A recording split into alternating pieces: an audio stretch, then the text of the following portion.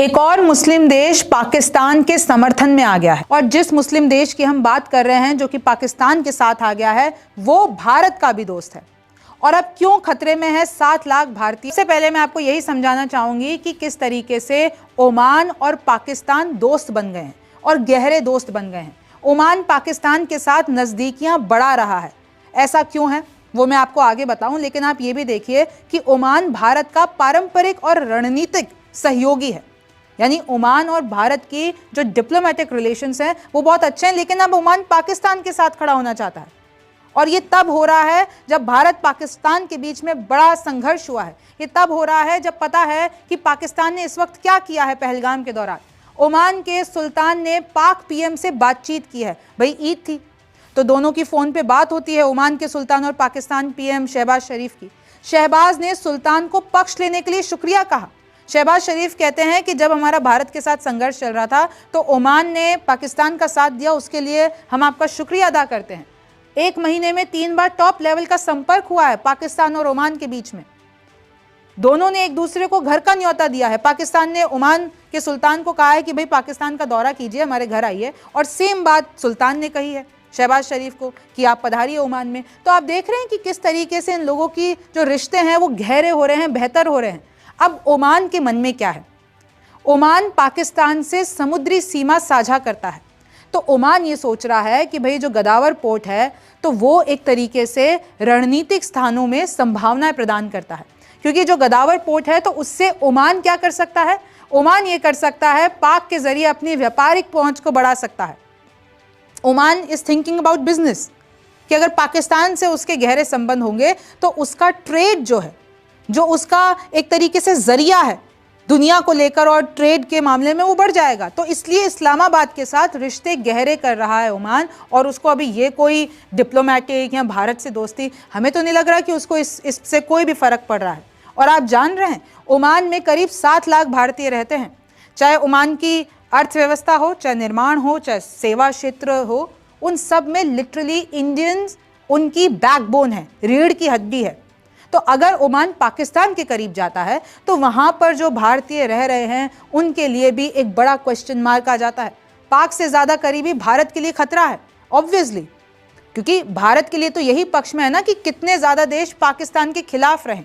लेकिन इधर कांग्रेस भी सवाल उठा रही है भारतीय सरकार पर कि किस तरीके से पाकिस्तान के खिलाफ खुल के किसी ने नहीं बोला, बल्कि उल्टा चीन, अजरबैजान, बांग्लादेश और अगर आप यूएस भी ले लीजिए, चाहे ये सब तो पाकिस्तान के पक्ष की बात करने लगे कि निष्पक्ष जांच हो पहलगाम में जो हुआ है।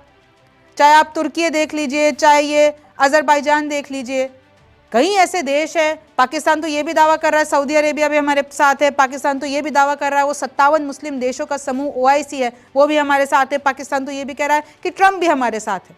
और ट्रंप का तो हमने पाकिस्तान प्रेम देखा ही है, उन्होंने कैसे भारत को धोखा दिया, कैसे पर्दे के पीछे से वो पाकिस्तान के साथ डील करते रहते हैं, उनके इकोनॉमी में इन्वेस्ट करते हैं और फिर बात करते हैं ये लोग आतंकवाद मिटाने की। तो जो आतंकवाद का कैरियर है, जो आतंकवाद की फैक्ट्री है, आप उस पर एक्शन क्यों नहीं करते हो? UN में उसको मुखिया बना दिया जाता है पाकिस्तान को। एंटी टेररिज्म पे जो एक पैनल है उसका मुखिया बना दिया जाता है।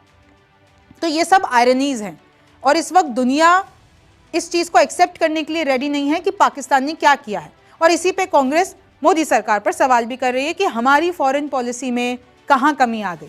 फिर आप देखिए किस तरीके से मैं आपको रोज दिखाती हूँ कि पाकिस्तान के अखबार में क्या प्रोपेगेंडा छपता है। पाकिस्तान लाइव के मुअज़्ज़िज़ नाज़रीन, अस्सलाम वालेकुम। पाकिस्तान और ओमान की बढ़ती हुई दोस्ती ने भारतीय मीडिया को एक बार फिर बौखला कर रख दिया है। भारतीय चैनल्स पर बैठे एंकर्स चीखते चिल्लाते नजर आ रहे हैं कि एक और मुल्क पाकिस्तान के साथ खड़ा हो गया है। भारतीय मीडिया का कहना है कि पहले चीन, तुर्की, अजरबैजान, बांग्लादेश, रूस और अमेरिका जैसे अहम ममालिक पाकिस्तान के साथ दोस्ती बढ़ा चुके हैं और अब खलीजी मुल्क ओमान भी पाकिस्तान के कैंप में शामिल हो रहा है। हालिया दिनों में पाकिस्तान और ओमान के दरमियान कई अहम मुआहदे हुए हैं, जिनमें दिफा, तिजारत, तवानाई और सियाहत के शोबे शामिल हैं। और ओमानी क़यादत ने खुलकर पाकिस्तान की हमायत का ऐलान किया है। भारतीय मीडिया को सबसे ज्यादा तकलीफ इस बात से है कि खलीजी ममालिक, जिन पर भारत अपना असर और रसूख समझता था, अब तेजी से पाकिस्तान की तरफ झुक रहे हैं। ओमान में बड़ी तादाद में भारतीय शहरी और वर्कर्स मुकीम हैं और भारतीय मीडिया ये प्रोपेगेंडा करने लगा है कि पाकिस्तान से गुर्बत की वजह से अब वहाँ भारतीयों के लिए मसाइल पैदा हो सकते हैं। भारत को इस बात से भी तशवीश है कि पाकिस्तान और ओमान के बढ़ते ताल्लुकात से ग्वादर और उसकी बंदरगाह के दरमियान नेवल का ऑपरेशन मजबूत होगा, जो खित्ते में भारतीय असर को कमजोर कर सकता है। कुछ तज्जियाकार तो यहाँ तक कह रहे हैं कि ये पाकिस्तान की स्ट्रेटेजिक फतह है। यही वजह है कि भारतीय चैनल्स पर परेशानी, गुस्सा और खौफ एक साथ नजर आ रहा है। कुछ एंकर्स ने तो यहाँ तक कह दिया कि पाकिस्तान ने ओमान को भी हमसे छीन लिया है।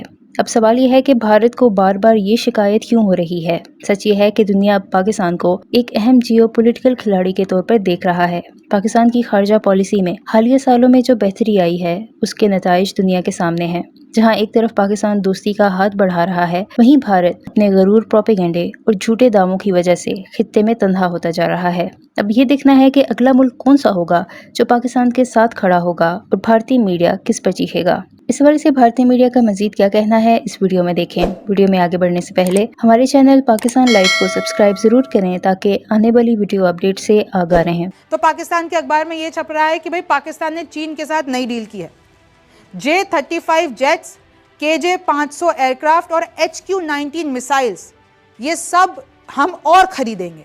आपको पता है ना, जब पाकिस्तान ने भारत पर हमला करने की कोशिश की तो यही सब, ये HQ-19, PL-5 मिसाइल्स, ये सब इस्तेमाल किया था।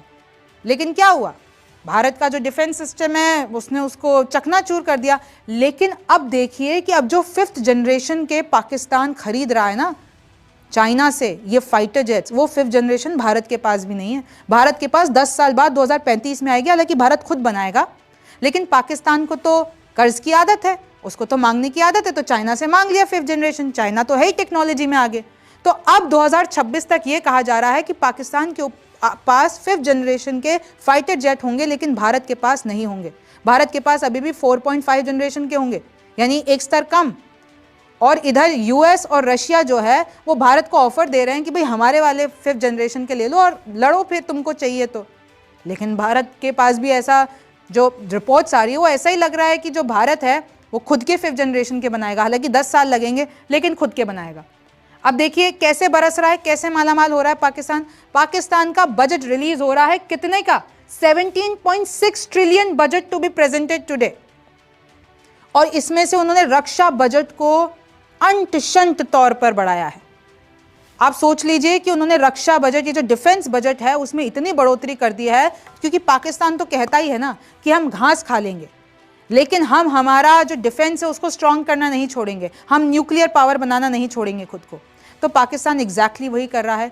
डेवलपमेंट, शिक्षा, गरीबी, उन सब से उसको कोई मतलब नहीं है। आतंकवाद, हथियार, न्यूक्लियर, भारत के खिलाफ प्रोपेगेंडा, वो सब उसके लिए प्रायोरिटीज हैं। और ये साफ दिखता है। Pakistan asks world powers to stop India's water terrorism.